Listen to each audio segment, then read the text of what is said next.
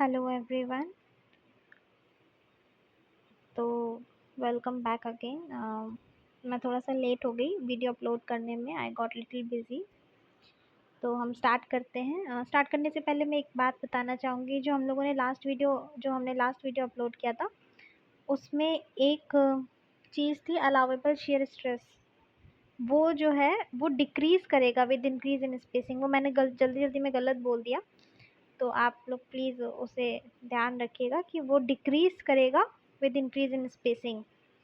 ठीक है, चलिए अब हम स्टार्ट करते हैं। तो हमारा पहला पॉइंट है आज ये टेलीमेट्री। टेलीमेट्री क्या होता है? Other name for tacheometry. ठीक है, जैसे हमें ये नाम की ज़रूरत क्यों है जानने के लिए। वो बोल के देगा कि बताइए इनमें से कौन सा इंस्ट्रूमेंट है जो रफ टेरेन के लिए यूज़ किया जाता है। तो जैसे वैसे तो हमें जनरली पता रहता है कि टेक्योमेट्री जो है रफ टेरेन और डिफ़िकल्ट जगह पे जहाँ पे चेनिंग वगैरह पॉसिबल नहीं है वहाँ के लिए हम लोग टेक्योमेट्री यूज़ कर लेते हैं। पर अगर कभी कभी वो टेलीमेट्री के नाम से दे देगा, तो अगर आपको इंस्ट्रूमेंट का नाम पता रहेगा कि टेक्योमेट्री टेलीमेट्री एक ही है, तभी आप उस क्वेश्चन को अटेम्प्ट कर पाएंगे। ठीक है, फिर नेक्स्ट हमारा पॉइंट है ये 33 ग्रेड 43 ग्रेड 53 ग्रेड। इसमें क्या है ना कि जैसे हमें पता रहता है कि जो हम लोग कंप्रेसिव स्ट्रेंथ चेक करते हैं वो 28 डेज पे करते हैं, पर मेरा ये क्वेश्चन ऐसे गलत हुआ था कि इसके साथ ये परमिसिबल लिमिट भी हमें चेक करनी रहती है। तो ये जनरली हमारे दिमाग में 28 डेज तो रहता है कि हाँ 28 डेज में ये सब चेक करना रहता है हमें, पर हमें ये +-4 आवर्स जो है हमारे माइंड में नहीं रहता। तो इसलिए इसको यहाँ मेंशन किया गया है कि आप कंप्रेसिव स्ट्रेंथ 28 डेज +-4 आवर्स इस ड्यूरेशन में आप इसकी जो है स्ट्रेंथ जो है चेक करते हैं। ठीक है, फिर नेक्स्ट है हमारा क्रीपिंग ऑफ रेल्स। तो क्रीपिंग ऑफ रेल्स हम कैसे चेक कर सकते हैं? By using anchors. Creeping creeping क्या होता है? जनरली क्रीपिंग होता है लॉन्गिट्यूडनल मूवमेंट ऑफ रेल्स। तो इसको प्रिवेंट करने के लिए और इसको चेक करने के लिए हम एंकर्स का यूज़ करते हैं। ठीक है, आप इसे कैसे प्रिवेंट कर सकते हो? जितना अच्छी आपकी रेल्स की ग्रिप रहेगी उतनी कम से कम क्या बोलते हैं आपकी क्रीपिंग होगी। जैसे आप बहुत ज़्यादा नंबर ऑफ़ स्लीपर्स यूज़ करो, ठीक है, और ये एंकर्स का यूज़ करो, तो इन सब चीज़ों से हम क्या करते हैं, बैलास्ट की जो पैकिंग है वो आप अच्छी यूज़ करिए, मतलब बहुत अच्छी तरीके से डेंसली पैक्ड हो बैलास्ट, तो हमारे जो रेल्स हैं उनमें क्रीपिंग कम होती है। तो ये हमारा पॉइंट है, इसको माइंड में रखना है कि हम किससे चेक कर सकते हैं? Using anchors. और भी ऑप्शन दे देगा, पर हमें कंफ्यूज नहीं होना है, हमें याद रखना है कि एंकर्स के थ्रू हम लोग चेक कर सकते हैं क्रीपिंग ऑफ रेल्स को। तो नेक्स्ट है हमारा, नेक्स्ट है start and completion of task is called event. Generally activity भी लिख के दे देगा। अगर जो completion start and completion of task रहता है वो आपका इवेंट होता है, मतलब आपको इसको एक्टिविटी के साथ कंफ्यूज नहीं करना है। तो इस बात का आपको ध्यान रखना है कि जो टास्क का स्टार्ट और कंप्लीशन जो रहता है वो इवेंट कहलाता है।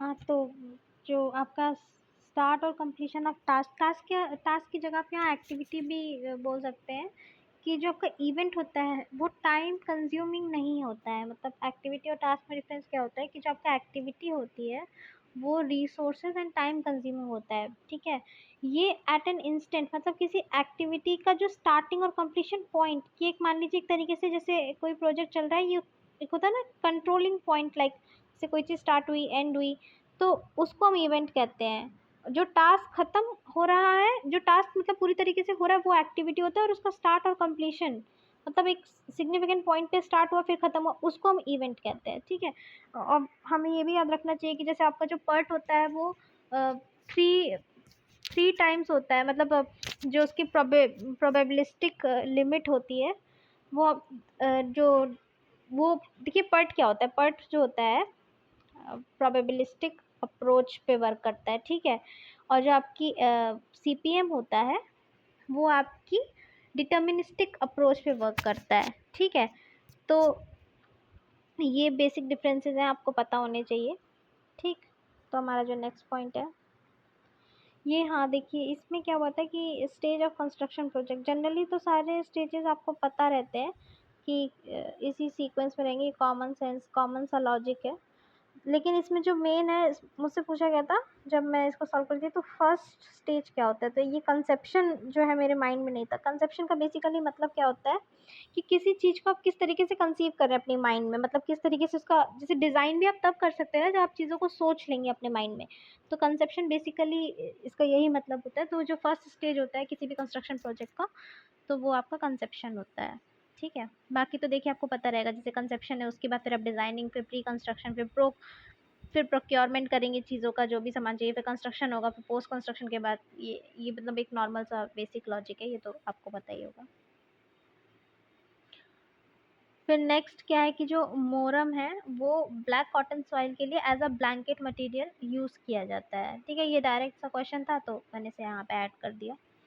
फिर ये भी डायरेक्ट क्वेश्चन है कि जो आपका अंडर डेवलप्ड एरियाज हैं वहाँ पे हम कौन सा, जैसे जनरली तो बीजी यूज़ होता ही है ब्रॉड गेज, पर जैसे अंडर डेवलप एरिया है तो वहाँ पे हम क्या यूज़ करेंगे, वहाँ पे हम लोग मीटर गेज यूज़ करेंगे। ठीक है, फिर नेक्स्ट पॉइंट है आपका कि जैसे मान लीजिए आपके क्वेश्चन में लिख के दे देगा कि आप वाटर प्लास्टिसिटी रेशियो कैलकुलेट करिए। आपको पता होना चाहिए कि जो वाटर प्लास्टिसिटी रेशियो है और जो लिक्विडिटी इंडेक्स है वो एक ही चीज़ है, दोनों। आपको कंफ्यूज नहीं होना है कि अरे ये हमसे क्या पूछ रहा है। ठीक है, नेक्स्ट है रेजिलियंस। रेजिलियंस क्या होता है, bounce back from the change to the original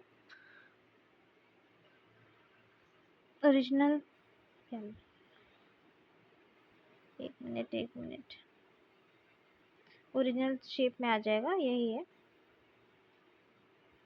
हाँ, तो कहते हैं हम लोग रेजिलियंस क्या होता है, bounce back from change to their original personality, या ये मान लीजिए ओरिजिनल शेप में। जनरली रेजिलियंस क्या होती है, आपकी इलास्टिक लिमिट तक होता है, तो आपको पता ही है कि इस लिमिट में जैसे कोई भी मटेरियल होता है वो अपना जो ओरिजिनल शेप है वो उसे रीगेन कर लेता है, तो यही रेजिलियंस है। फिर पोर्टल मेथड में क्या होता है कि जो पॉइंट ऑफ कंट्राफ्लेक्चर होते हैं वो मिड पॉइंट में होते हैं of each column and beam. जैसे जनरली मैं देखिए आपको बताती हूँ, इसमें क्या करेंगे ना कि जैसे मान लीजिए ये कोई है, स्ट्रक्चर है, कोई फ्रेम है, तो इसमें लिखा है पॉइंट ऑफ कंट्राफ्लेक्चर इज क्या होता है, mid point of each column and, तब से डायरेक्टली बोल देगा कि पॉइंट ऑफ कंट्राफ्लेक्चर इस फ्रेम में कैलकुलेट करके बताओ। जैसे ये कॉलम है तो ये 1 पॉइंट हो गया, 2 पॉइंट हो गया, 3 पॉइंट हो गया, तो इस तरीके से आप number of beams and columns निकाल लेंगे। तो फिर उसके बाद आप उसके मिड पॉइंट पे इस तरीके से कैलकुलेट करके बता देंगे कितने पॉइंट ऑफ कंट्राफ्लेक्चर इसमें होंगे। फिर ये आपका नेक्स्ट नेक्स्ट इसका जो रहता है पोर्टल मेथड का नेक्स्ट अजम्पशन या नेक्स्ट कंडीशन वो ये रहती है कि जैसे हमारा जो स्ट्रक्चर है, मान लीजिए इस तरीके से कोई फ्रेम दिया हुआ है, ये है, ऐसे फ्रेम है आपका ये।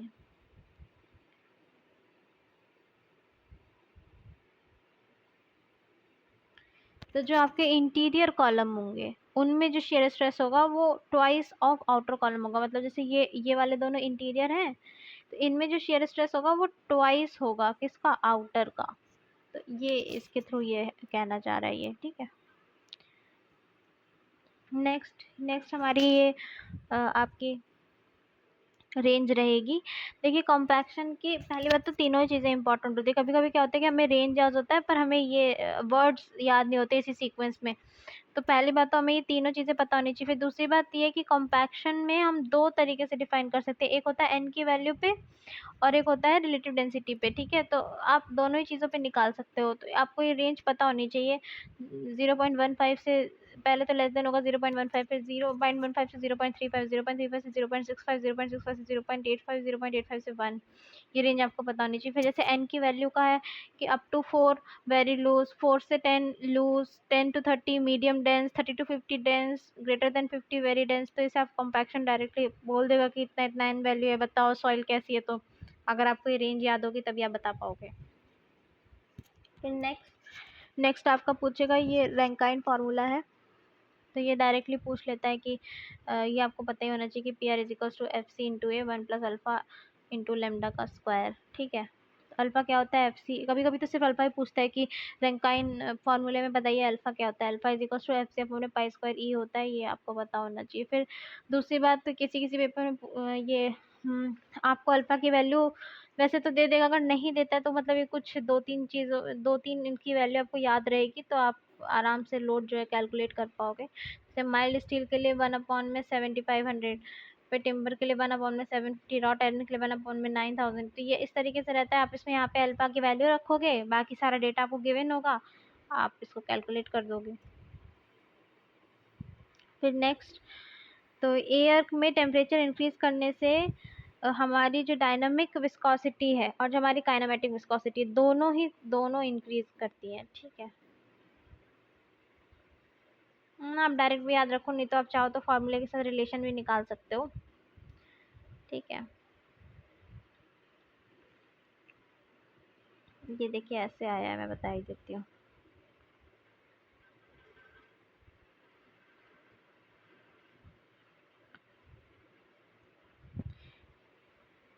कि क्या होता है, म्यू बाई रो होता है। तो जब म्यू इंक्रीज होगा तो ये तो इंक्रीज ही होगा। और लिक्विड में क्या होता है कि आप टेम्परेचर बढ़ाओ, है ना। लिक्विड में क्या होता है कि जब आप टी टी जो है आप टी इंक्रीज करते हो तो आपका जो म्यू है डिक्रीज करता है। ये किस में होता है, लिक्विड में होता है ऐसा। पर एयर में क्या होता है ना, एयर में जब आप टी इंक्रीज करते हो तो ये डायरेक्टली प्रोपोर्शनल होता है, म्यू भी इंक्रीज करता है। ठीक, तो ये ऐसा है। उसके बाद ये आपके डिफरेंट वेव पैटर्न्स है, वैसे तो ये आपको ऐसे ही याद होने चाहिए। तो इसमें क्या रहता है कि जब आपका क्रिटिकल फ्लो रहता है तो वेव पैटर्न जो होता है डाउन स्ट्रीम की तरफ बनता है। फिर जब आपका स्टिल वाटर रहता है तो ये एकदम सेंटर पे बनता है, इस तरीके से डाउन स्ट्रीम अप स्ट्रीम में एकदम इक्वल। ठीक है, फिर जब आपका सब क्रिटिकल रहता है तो वेव पैटर्न, क्योंकि सब क्रिटिकल है तो ये अपस्ट्रीम की तरफ जाना चाहता है, लेकिन ये जाता है मतलब मैक्सिमम इसका पोर्शन किस तरफ रहेगा, डाउन स्ट्रीम की तरफ रहेगा। और सुपर क्रिटिकल में जाहिर सी बात है पूरा का पूरा जो है आपका डाउन स्ट्रीम मूव करेगा। ठीक है, फिर नेक्स्ट ये आपका प्रेशर हेड है। प्रेशर हेड का ये फॉर्मूला आपको पता होना चाहिए। सिर्फ डायरेक्ट आपसे बोलेगा कि प्रेशर हेड निकालिए वाटर हैमर में, तो आपको निकालना पड़ेगा। ठीक, तो आपको पता रहेगा VC अपॉन में G होता है, तो ही आप जो है कर पाएंगे। C इज क्या होता है, K अपॉन में रो। कभी कभी एक और चीज़ पूछता है कि बताइए जो P है वो डायरेक्टली प्रोपोर्शनल किसके होगा। ऐसे आपको दो चार चीज़ें दे देगा ऑप्शन में। तो जैसे P is equals to rho VC होता है ना, तो जब का C इक्वल टू होता है, C इक्वल टू आपको कितना होता है, √K/रो। तो P इज इक्वल टू हो गया कितना आपका रो VC। जहाँ पे आप C की वैल्यू रखोगे तो जो P आएगा ना वो आपका डायरेक्टली प्रोपोर्शनल टू किसके आ जाएगा, रो के। ठीक है, तो ये ऐसे पूछता है। फिर टफनेस टेस्ट आप मतलब SSB में किस जो आपका टफनेस टेस्ट है, आप चारपी और आइजॉड ये दोनों ही हम लोग यूज़ करते हैं टफनेस चेक करने के लिए। ठीक है, तो सिंपली सपोर्टेड हो जो रहता है वो हम लोग चारपी जो रहता है सिंपली सपोर्ट के लिए यूज़ करते हैं, और कैंटिलीवर में जो होता है आपका आइजॉड जो होता है वो कैंटिलीवर रहता है। ठीक, ये भी मतलब डायरेक्ट क्वेश्चन है, आपको पता होना चाहिए कि चारपी SSB और आइजॉड जो है कैंटिलीवर। फिर आपका जो वेलोसिटी टेस्ट है इसके लिए आपसे पूछता है डायरेक्ट, ये रेंज आपको पता होनी चाहिए। अगेन मान लीजिए दे देगा 2.5, तो फिर पूछेगा कि बताइए कौन से कैटेगरी में आएगा। ये किसके लिए, ultrasonic pulse velocity, non destructive test होता है, पता ही होगा आपको। तो इसकी ये रेंज हमें याद होनी चाहिए कि ग्रेटर देन 4.5 से एक्सीलेंट, 3.5 से 4.5 गुड, 3 से 3.5 मीडियम और लेस देन 3 डाउटफुल कंडीशन रहती है। तो नेक्स्ट है हमारा जो मिनिमम चिमनी हाइट रहती है। मिनिमम चिमनी हाइट रहती है 30 मीटर, मतलब होनी ही चाहिए स्टैक के चिमनी की हाइट। लेकिन जैसे मान लीजिए फिर हम लोग पावर सप्लाई पे आ जाते हैं। पावर सप्लाई कितनी होती है किसी प्लांट पे, मान लीजिए हो रही है 500 मेगावाट, तो उसके लिए वहाँ पे उसकी हाइट कितनी होनी चाहिए, 220 मीटर होनी चाहिए, 220 मीटर। ठीक है, लेकिन अगर मान लीजिए जो पावर सप्लाई है वो मतलब ग्रेटर देन है 500 मेगावाट, तो फिर आपकी जो हाइट है वो 220 से इंक्रीज होकर 275 हो जाएगी। ये भी डायरेक्ट डेटा बेस्ड क्वेश्चन है, ऐसे आपको याद रहना चाहिए। सिविल में इतना सारा डेटा अगर आप रेगुलर बेसिस पे रिवाइज नहीं करेंगे तो कोई ना कोई वैल्यू, कोई ना कोई कांस्टेंट आप भूल सकते हैं, तो इसको देखना पड़ता है। फिर अगर मान लीजिए वाटर में जो है एक्सेस ऑफ क्लोरीन हो जाए, क्लोराइड हो जाए, तो फिर क्या हो जाएगा, वाटर जो हो जाएगा वो ब्रैकिश हो जाएगा। ऐसे सल्फेट अगर एक्सेस में हो जाएगा तो लैक्सेटिव इफेक्ट हो जाएगा। लैक्सेटिव इफेक्ट में क्या होता है कि बेसिकली आपका जो टमी रहेगा वो अपसेट हो जाएगा, जैसे लूज मोशंस हैं, ये सारी चीज़ें लैक्सेटिव इफेक्ट्स में कंसीडर की जाती हैं। फिर आपका जो है फ्लेक्सिबल पेमेंट में आपके 3 तरीके के मेथड होते हैं, एम्पेरिकल, सेमी एम्पेरिकल, थ्योरेटिकल।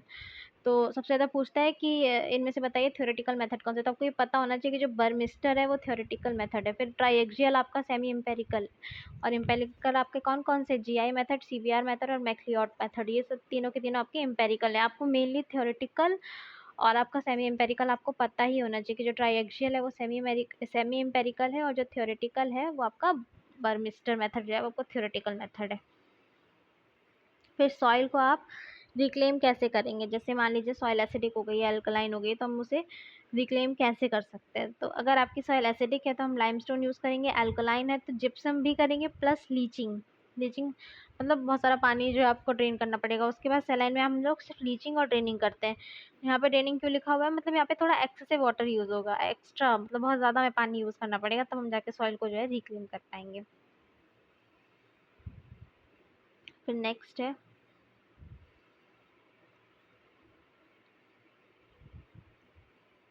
हाँ ये भी देखिए, ये भी आपका पूरा डायरेक्ट डेटा बेस्ड क्वेश्चन है, आपको याद ही होना चाहिए। Method of base flow separation. तो बेस फ्लो सेपरेशन कैलकुलेट करने के लिए कितने मेथड है, ये 3 मेथड है, इनके नाम पता होने चाहिए, straight line method, fixed base line method और वेरिएबल स्लोप मेथड। तो बेस फ्लो सेपरेशन के लिए एक बार और फिर से, straight line method, fixed base line method और वेरिएशन स्लोप मेथड। ये आपका बेस फ्लो सेपरेशन कैलकुलेट करने में हेल्प करता है हाइड्रोलॉजी में। ठीक है, जो आपका फ्लो जो है सेपरेट हो जाता है रन ऑफ में, उसमें हम लोग इन 3 मेथड की हेल्प से हम उसे कैलकुलेट कर सकते हैं। फिर ये आपका था डच बॉन्ड और इंग्लिश बॉन्ड। डच बॉन्ड और इंग्लिश बॉन्ड में क्या डिफरेंस है, दोनों मतलब बेसिकली एक ही है। ठीक है, जो डच बॉन्ड होता है, सो देखिए डिफरेंस क्या है, दोनों दोनों सेम ही है, बस अंतर क्या है कि जो डच बॉन्ड है उसमें हम लोग 3/4 ब्रेक यूज़ करते हैं, वो भी किसमें, अल्टरनेटिवली स्ट्रेचर कोर्स में। पर इंग्लिश बॉन्ड में हम लोग क्या करते हैं, क्वीन क्लोजर यूज़ करते हैं अल्टरनेटिवली इन हेडर कोर्स में। ठीक है, बस यही डिफरेंस है, मतलब डच बॉन्ड में हम 3/4 ब्रेक यूज़ करेंगे और इंग्लिश बॉन्ड में हम क्वीन क्लोजर यूज़ करेंगे। लेकिन जो हमारा 3/4 ब्रेक रहेगा वो किस में रहेगा, स्ट्रेचर कोर्स में, डच बॉन्ड में, और जो हमारा क्वीन क्लोजर रहेगा वो हेडर कोर्स में, इंग्लिश बॉन्ड में। बस इतना ही। फिर जैसे अगर आपको वैसे याद रहता है, लॉजिकली आप कर पाते हैं तो ठीक है, नहीं तो आप इस तरीके से याद रखिए, जो आपका इनडायरेक्ट कॉस्ट होता है वो डायरेक्टली प्रोपोर्शनल होता है ड्यूरेशन ऑफ प्रोजेक्ट के। जस्ट तो आप समझ ही रहे हैं कि ये बढ़ेगा तो ये भी बढ़ेगा। फिर आप आर्बिट्री मेरिडियन मतलब किस इंस्ट्रूमेंट से मेजर कर सकते हैं, थियोडोलाइट और सेक्सटेंट, इन दोनों से आप आर्बिट्री में जो मेरिडियन है वो मेजर कर सकते हैं। अगेन वो इस तरीके से क्वेश्चन पूछेगा कि which of the instrument is used for measuring arbitrary meridian. तो आपको अगर इंस्ट्रूमेंट का नाम पता होगा तो आप डायरेक्टली टिक करके आगे बढ़ जाओगे। फिर आपकी मैनहोल कैटेगरी पूछता है, तो मैनहोल कैटेगरी में क्या पूछता है कि मैनहोल डेप्थ के बेसिस में 3 पार्ट में डिवाइड है, शैलो, मीडियम और डीप। बेसिक इनकी जो रेंज आपको पता होनी चाहिए, जैसे शैलो किस में आता है, 700 से 900। जो क्वेश्चन था उसमें शैलो वाले ही पूछा था कि शैलो मैनहोल के जो रेंज रहता है वो कितना रहता है, 700 to 900 mm की डेप्थ रहती है। मीडियम आपका जो रहेगा 900 to 1500, और जो आपका डीप रहेगा मोर देन 1500 mm। ठीक है, नेक्स्ट। फिर आपके जो स्टील के क्रॉस सेक्शन है, जो 4 क्रॉस सेक्शन रहते हैं, बताइए हमें, प्लास्टिक, कॉम्पैक्ट, सेमी कॉम्पैक्ट और सिलेंडर। तो आपको पता ही है, वैसे तो पता रहता है हमें कि जो इसमें से सबसे सही रहता है वो रहता है प्लास्टिक, और सबसे खराब रहता है वो रहता है सिलेंडर। ठीक है, जनरली हम लोग कोई भी डिज़ाइन करते हैं तो उसमें प्लास्टिक ही यूज़ होता है या तो फिर कॉम्पैक्ट यूज़ होता है, इन दोनों का यूज़ उतना नहीं होता। ठीक, तो क्या है प्लास्टिक में क्या होता है कि प्लास्टिक सेक्शन वो होता है जिसमें प्लास्टिक मोमेंट डेवलप हो जाता है और प्लास्टिक हिंज भी डेवलप हो जाता है, और इसमें रोटेशनल कैपेसिटी भी होती है। और पर जो कॉम्पैक्ट होता है उसमें सिर्फ प्लास्टिक मोमेंट डेवलप होता है, और इसमें मतलब ये इनएडिक्वेट होता है, इसमें रोटेशनल कैपेसिटी नहीं होती। सेमी कॉम्पैक्ट में क्या होता है कि प्लास्टिक मोमेंट, प्लास्टिक हिंज छोड़िए, ये सिर्फ एक्सट्रीम फाइबर तक अपना जो है यील्ड स्ट्रेस को अटेन कर पाता है। ये आपका प्लास्टिक मोमेंट इसमें नहीं डेवलप होता, देखिए यहाँ मेंशन किया है, एक्सट्रीम फाइबर अपना जो है यील्ड स्ट्रेस। इसमें क्या होता है कि सिलेंडर में कुछ fibre do not reach yield stress तक भी फाइबर नहीं जा पाता, इसलिए सिलेंडर जो होता है ना वो यूज़ ही नहीं होता है। सबसे ज़्यादा आपका प्लास्टिक और कॉम्पैक्ट यूज़ होता है। तो आपसे डायरेक्ट किया तो मैच द फॉलोइंग में पूछ सकता है, या मान लीजिए स्टेटमेंट वाइज पूछ सकता है कि पूछ लेगा कि ये बताइए किस में आपका प्लास्टिक मूवमेंट डेवलप होता है, किस में प्लास्टिक हिंज डेवलप होता है, किस में जो आपके फाइबर्स हैं वो यील्ड स्ट्रेस को अटेन कर पाते हैं, किस में यील्ड स्ट्रेस भी अटेन नहीं कर पाते। या फिर मान लीजिए आपका डायग्राम बना के, मतलब इसके डायग्राम भी होता है, वो पूछ लेगा कि मतलब बताइए,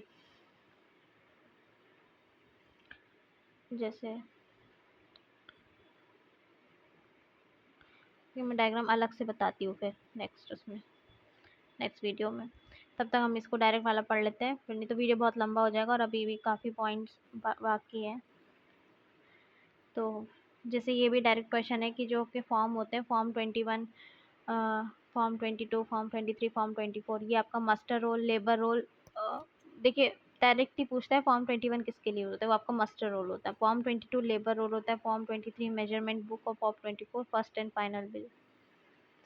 फिर आपके जो डीक्लोरिनेटिंग एजेंट होते हैं, वैसे तो काफ़ी सारे होते हैं, पर ये इसमें से दो जो है ना सबसे ज़्यादा पूछता है, एक आपका सोडियम थायोसल्फेट और एक सल्फर डाइऑक्साइड। ठीक है, तो ये आपको दो मतलब पक्का पता होना चाहिए। एक्टिवेटेड कार्बन भी पता रहे तो अच्छी बात है, ये तो ये आपको याद ही होने चाहिए। फिर सेंटर एंड मेथड में क्या होता है कि आपका जो कॉर्नर है वहाँ पे कोई डिडक्शन नहीं होता है। ठीक है, फ्लैंज क्लीट्स में क्या होता है कि ये भी आपको मैच द फॉलोइंग में डायरेक्ट पूछता है कि जो फ्लैंज क्लीट्स होते हैं वो अनस्टिफेंड सीटेड कनेक्शन होता है। फ्रेम्ड कनेक्शन किस में यूज होता है, वेब क्लीट्स ओनली। ठीक है ना, वेब क्लीट्स में फ्रेम कनेक्शन यूज होता है, और स्टिफेंड सीटेड कनेक्शंस क्या होता है, कनेक्टिंग मेंबर्स में यूज होता है। ठीक है, तो ये इस तरीके से आपको पता होना चाहिए। आपको ये पता रहेगा तभी आप इसे मैच द फॉलोइंग कर पाओगे। फ्लैंज क्लीट्स किसके लिए, unstiffened seated connections, web cleats frame connections, stiffened seated connection connecting members के लिए। ठीक, तो ये आपको ऐसे पता होना चाहिए। फिर ये क्या है आपका, जैसे जनरली तो आप डेफिनेशन से तो पहचान ही लेते हैं, toe failure, base failure, face failure सब पता रहता है आपको। लेकिन ये आपको ये पर्टिकुलर जो आपका एक ये एंगल दिया है ना, तो अगर ग्रेटर देन 53 डिग्री होता है तो आपका टो फेलियर होता है, पर अगर लेस देन 53 डिग्री होता है तो आपका बेस फेलियर होता है। तो ये आपको नंबर जो है ना ये याद होना चाहिए, तभी आप कर पाओगे। ठीक है, अगर आपको ये नंबर याद नहीं है कि इतने से ज़्यादा पे टो फेलियर होता है, इतने पे ज़्यादा से बेस फेलियर होता है, तो फिर आप क्वेश्चन गलत कर दोगे। फिर नेक्स्ट ये FOS है, WSM और LSM दोनों का। जनरली हमारे दिमाग में LSM रहता है, पर WSM उतना यूज़ नहीं होता तो हम लोग भूल जाते हैं। तो जो कंक्रीट है, कंक्रीट के लिए 3 होता है WSM में, और स्टील के लिए 1.8 होता है। वहीं FOS LSM में कंक्रीट के लिए 1.5 होता है, पर स्टील के लिए 1.5 होता है। फिर नेक्स्ट है आपका permissible tensile stress for bolt in a column, कितना होता है, 120 न्यूटन पर mm²। ये आपको ऐसे डायरेक्टली याद होना चाहिए। डायरेक्टली पूछेगा कि what is the permissible stress for the bolt in a column base, तो आपको पता रहेगा 120 न्यूटन पर mm², तो आप टिक कर दोगे।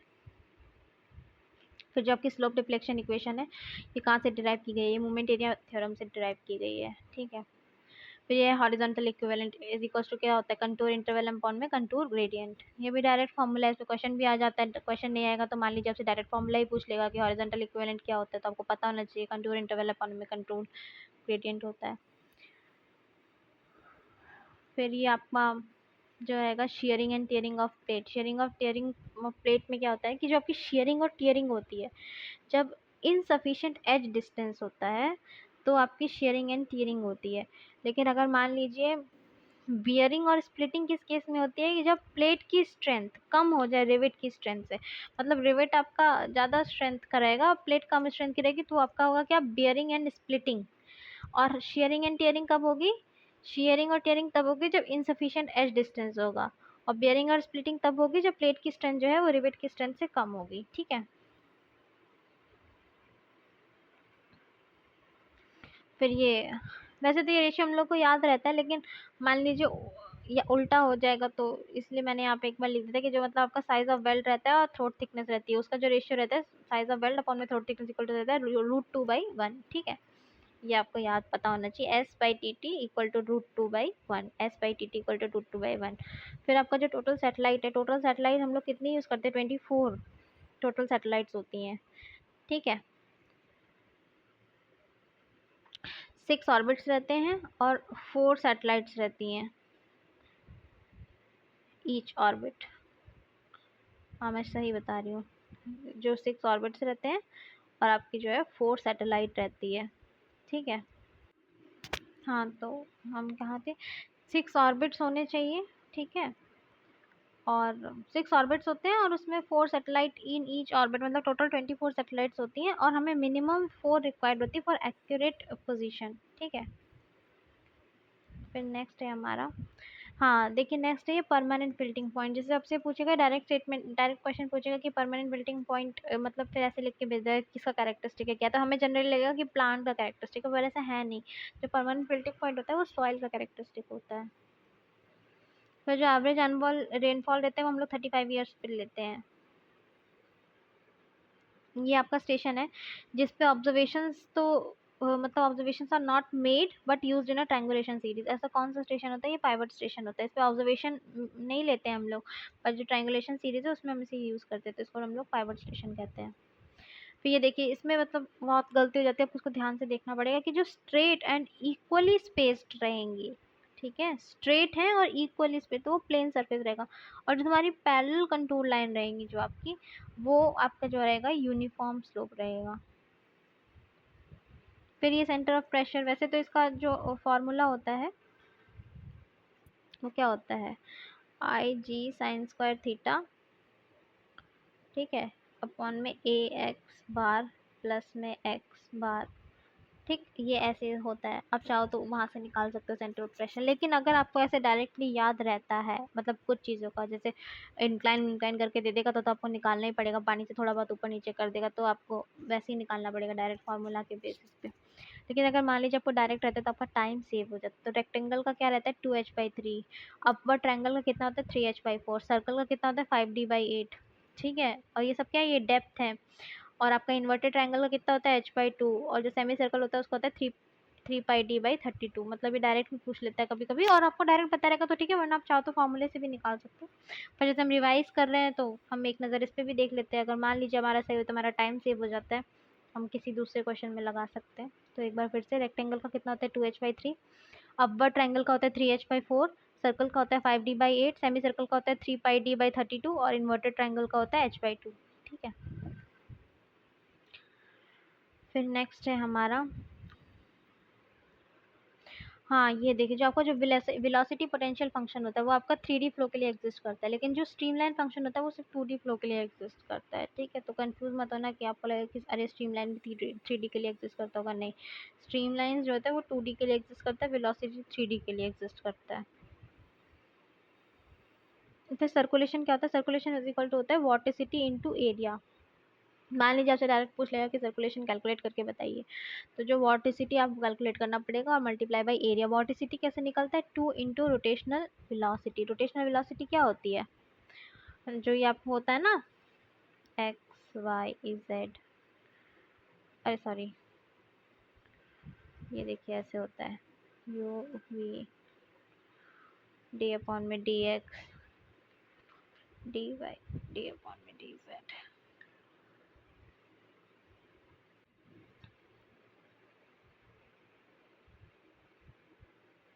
है ना। तो ये आपका कितना आ जाएगा, हाफ, को ऐसे याद होगा ये फॉर्मूला, होता है हाफ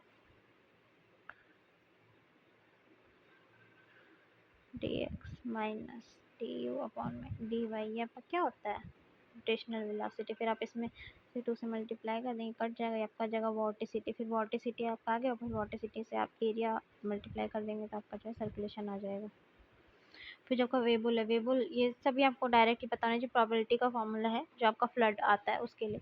तो वेबुल ने फॉर्मूला दिया है P is equal to M upon में n+1। कैलिफोर्निया ने दिया इसका फॉर्मूला है P is equal to M upon में n, और हेजन का है P is equal to M minus 0.5/n। तो आपको डायरेक्ट याद होनी चाहिए इसका भी। फिर ये आपका पूछता है लॉन्ग टर्म लॉसेस कौन कौन से हैं। तो जो आपके लॉन्ग टर्म से देखिए जिनमें ना आपका बाइफरकेट कर दे कि ये शॉर्ट टर्म है लॉन्ग टर्म है, उसमें आप एक ही चीज़ याद करिए, मतलब या तो लॉन्ग टर्म याद कर लीजिए, आप शॉर्ट टर्म याद कर लीजिए। आप दोनों याद करोगे ना कंफ्यूज हो जाओगे। तो वैसे तो आप लॉजिक भी लगा सकते हो इसमें, बट स्टिल ये एक ट्रिक है वैसे। मतलब बहुत सारी चीज़ें हैं, जैसे मान लीजिए आपका वाटर कंटेंट है, उसमें भी आपके बहुत सारे मेथड है। तो आप एक याद करिए, तो आपको क्या रहेगा कि ऑप्शन जब आपको 5-6 आएंगे, 4 ऑप्शन जब आपके आएंगे तो उसमें से पूछेगा इसमें से कौन सा नहीं है, तो आपको एक पूरा याद रहेगा तो आप उससे आराम से एलिमिनेशन से भी कर सकते हो। तो जो आपके लॉन्ग टर्म लॉसेज होते हैं प्री स्ट्रेस में, वो कौन कौन से होते हैं? वो होते हैं क्रीप, रिलैक्सेशन और श्रिंकेज। और जो आपके शॉर्ट टर्म लॉसेज होते हैं वो होते हैं एंकरेज स्लिप, इलास्टिक शॉर्टनिंग और फ्रिक्शन। ये आपके सारे शॉर्ट टर्म लॉसेज हैं। क्रीप और रिलैक्सेशन और श्रिंकेज ये आपके सारे लॉन्ग टर्म लॉसेज है, मतलब ये लॉन्ग टर्म में होते हैं, टाइम टेकिंग है, कुछ टाइम के बाद होते हैं। शॉर्ट टर्म लॉसेज होता है विद एन इंस्टेंट, जो आपके लॉसेज होते हैं वो आपके जो है शॉर्ट टर्म लॉसेज है। ठीक है। कोइन, कोइन क्या होता है? कोइन आपका कॉर्नर स्टोन होता है और ये कोई एक एंगल बनाता है एक्यूट या ऑब्ट्यूस, उसको हम लोग स्क्विंट कहते हैं। ठीक, ये भी डायरेक्ट पूछ सकता है। फिर आपसे रोड की फॉर्मेशन भी पूछ सकता है कि एनएच और एसएच। तो जनरली तो एनएच एसएच पूछता है, पर बाकी भी देख लीजिए। नेशनल हाईवे, स्टेट हाईवे की जो डिप वो विथ रहती है वो कितनी रहती है? 12 metre. MDR major district road की रहेगी आपकी 9 मीटर, और अदर डिस्ट्रिक्ट रोड की रहेगी आपकी 9 मीटर भी है और 7.5 मीटर है। ये डबल, मतलब डबल रहेगा तो 9 मीटर, और सिंगल रहेगा तो 7 मतलब सिंगल लेन तो आपका रहेगा 7.5 मीटर। विलेज रोड की जो रहती है आपकी 7.5 मीटर। इसमें बेसिकली इंपॉर्टेंट कौन सी है? एनएच और एसएच वाली। ठीक है, ये आपको सबसे ज्यादातर पूछता है, बाकी तो मैंने नहीं देखी, शायद मैंने एमडीआर की और देखी थी 9 मीटर, पर ये आपको याद होनी चाहिए। 12 मीटर, 9 मीटर, 7.5 मीटर। ठीक है, NH S H 12 metre, MDR 9 metre, ODR 9 metre, BR 7.5 metre. इसमें सिंगल लेन करने के तो ये भी 7.5 मीटर हो जाएगी। ठीक है, और बस 1 मिनट लगेगा, हम लोग जल्दी से वो डायग्राम भी डिस्कस कर लेते हैं, तो क्या होगा यहीं पे सब खत्म हो जाएगा। हम लोग नेक्स्ट पॉइंट डिस्कस करेंगे। कहाँ गया? हाँ, तो देखिए इसमें जो आपके स्टील के जो सेक्शंस है ना, तो उसमें ये आपके इस तरीके से डायग्राम बनता है। देखिए ये, तो ये आपका किसके लिए होता है? प्लास्टिक। ठीक है, प्लास्टिक हो गया, मतलब क्लास 1 और क्लास 2 दोनों के लिए सेम डायग्राम रहता है। फिर अगर पोज के लिए सेमी कॉम्पैक्ट, तो सेमी कॉम्पैक्ट में क्या रहता है कि जो फाइबर्स रहते हैं ना, वो एक्सट्रीम फाइबर यील्ड स्ट्रेस को अटेन कर लेते हैं। तो उसमें आपका बनेगा ये वाला डायग्राम। और जो आपका सिलेंडर वाला है, सिलेंडर सेक्शन, उसमें कुछ हो नहीं पाता, उससे खराब रहता है, तो ये आपका होता है सिलेंडर सेक्शन के लिए। ठीक है, तो ये आपके इस तरीके से डायग्राम रहता है। तो जो आपको पता होना चाहिए, कभी कभी मान लीजिए डायरेक्ट डायग्राम ही मैच करने के लिए दे देगा, तो पता होना चाहिए। और आपका कॉम्पैक्ट में और प्लास्टिक, प्लास्टिक और कॉम्पैक्ट में जो मेन डिफरेंस है, प्लास्टिक में रोटेशनल कैपेसिटी होती है और आपके कॉम्पैक्ट में रोटेशनल कैपेसिटी नहीं होती। इस बात को आपको याद रखना है। ठीक, ठीक है, इतना ही। Thank you so much. और कोई पीडीएफ के लिए पूछ रहा था, तो ये पीडीएफ आपको जैसा कि टीजी पे मैं अपलोड करवा दूंगी, हो जाएगा अपलोड, तो आप वहाँ से डाउनलोड कर लीजिएगा अगर आपको चाहिए। वैसे ये कोई रिवीजन है, आप अपने नोट्स रिवाइज करिए, वो ज़्यादा ठीक रहेगा। फिर भी अगर आपको चाहिए तो मैं वहाँ ये पीडीएफ जो है अपलोड कर दूँगी। ठीक है, थैंक यू सो मच।